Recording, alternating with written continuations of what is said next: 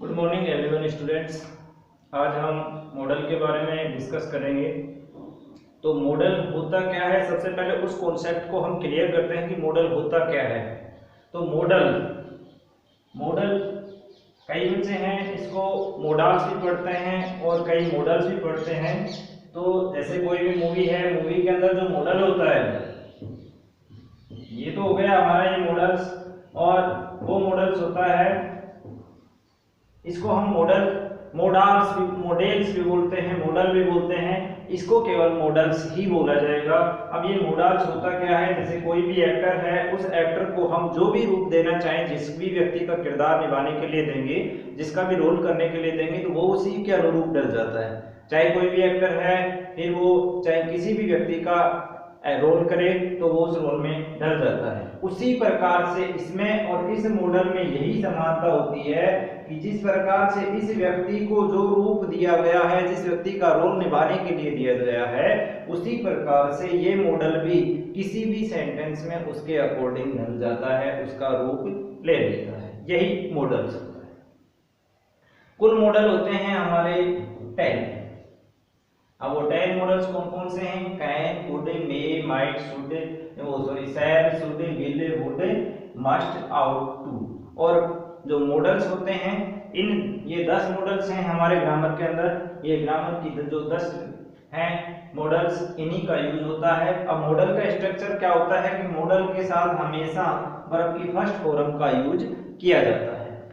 अब इसमें हमारे सामने कई बार एरर भी आते हैं, एग्जाम्स में एरर भी पूछ लिया जाता है कि एरर किस प्रकार से आते हैं। तो एरर देखिए, I can to do it. तो जो मॉडल होता है, मॉडल किसी भी प्रकार से उसके सेंटेंस के अकॉर्डिंग यूज किया जा सकता है, लेकिन मॉडल के बाद में हमने जैसे यहाँ पर हमारा स्ट्रक्चर देखा कि V1 आता है, यहाँ पर 2 लगा हुआ है, यहाँ 2 लगा हुआ है, तो ये दोनों हमारा ये जो 2 लगा हुआ है, ये इसमें एरर है। ये वाक्य हमारे रॉन्ग होंगे। अब इसके बाद में हमने ये देखा आई कैन ईट, भाई यहाँ पर 2 नहीं लगा हुआ है, लेकिन इसके साथ में वर्ब नहीं है, तो ये वाक्य भी गलत होगा। यू शुड देयर, ये भी रॉन्ग होगा। यू विल देयर, तो ये सेंटेंस भी हमारे रॉन्ग होंगे, क्योंकि एरर्स हैं, इनके अंदर हमेशा मॉडल्स के साथ में V1 होना जरूरी है, कंपल्सरी है। तो अब हम लेते हैं उसका स्ट्रक्चर कि भाई कैसा होना चाहिए। तो स्ट्रक्चर होता है subject plus model plus V1 plus other word. ये इसका स्ट्रक्चर होता है कि हमारा जो सबसे पहले सब्जेक्ट होना चाहिए, उसके बाद में मॉडल होना चाहिए, और उसके बाद में वर्ब की फर्स्ट फॉर्म, उसके बाद में ऑब्जेक्ट अदर वर्ड जो भी है वो होना चाहिए। तो इसी प्रकार से मैंने यहाँ दिया है you should go there, I can do it, you will go there. तो ये सब प्रकार से जो भी है वो बिल्कुल एक्यूरेट हैं, क्योंकि सब्जेक्ट है, उसके बाद में मॉडल है, उनके बाद में मैंने वर्ब की फर्स्ट फॉर्म, फिर अदर वर्ड है। इस प्रकार से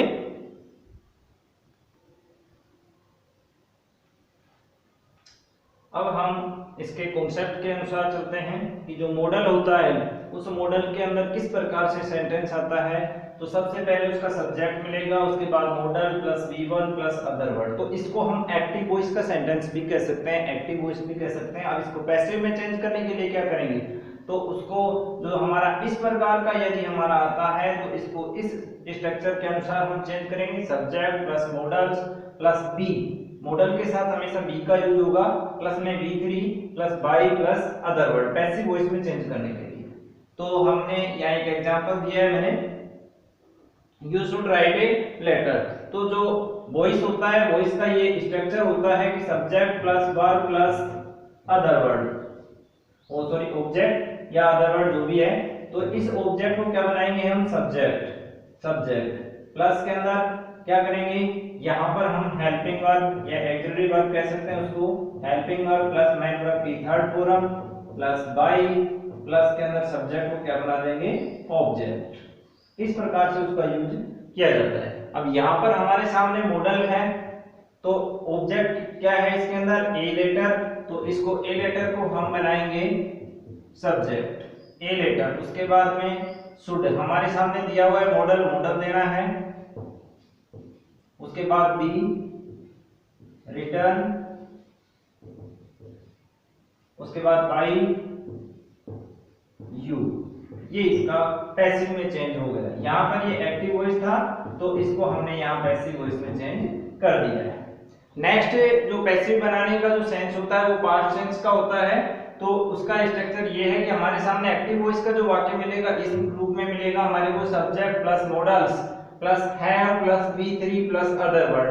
अब यहाँ पर आपको ये थोड़ा सा कंफ्यूज हो रहा होगा कि सर हैव के साथ के अंदर और यहाँ पास्ट सेंस बता रखा है, लेकिन यहाँ हैव के साथ में V3 लगा हुआ है तो ये फिनिश्ड एक्शन दिखाएगा और पास्ट का सेंस हमारे को करवाएगा।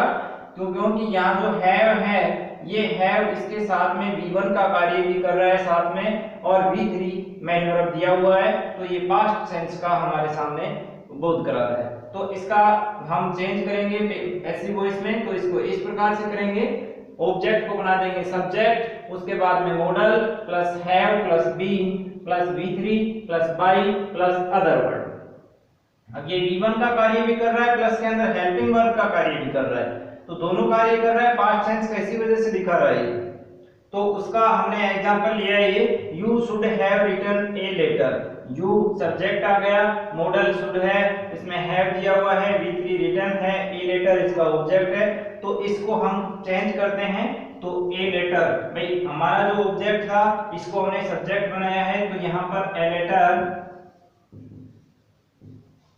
उसके बाद में मॉडल शुड, उसके बाद में शुड के बाद में हमने मॉडल्स के का जो रूल लिया है ये मॉडल हमने लिख दिया है यहाँ पर। उसके बाद में हेल्पिंग वर्ब है तो हेल्पिंग वर्ब यहाँ पर दी हुई है कि हैव बीन देना है हमारे को, हैव बीन प्लस V3